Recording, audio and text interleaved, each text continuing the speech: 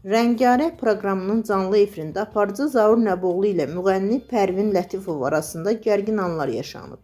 Sferas xəbər verir ki, izləyicilər də sosial şəbəkələrdə heç kim Zaurdan bu sözləri eşitməmişdi şərhini verərək diqqət çəkib.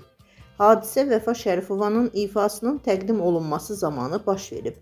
Zaur Nəboğlu ifaçıdan onun oxuduğu janrı soruşmağına peşman olub. Mən pis demək istəmirəm. Bu ifanın janrını bilmirəm. Sən məktəbə hazırlığa gedəndə mən ciddi musiqi ilə məşğul idim. Mənim dostumsan. Bilirsən ki, sənə necə hörmət edirəm. Sənə etdiyim jestləri heç bir dostuma etməmişəm. Aparıcı əlavə edib ki, Vəfa onun düşməni deyil. Vəfa, Nəfəs də bizim millətimizin balasıdır. Toylara dəvət alırlar. Yaxşı gedib oxuyurlar. Kim nə deyə bilər ki? Bu açıqlamalar və gərgin anlar sosial şəbəkələrdə izləyicilər arasında geniş müzakirələrə səbəb olub.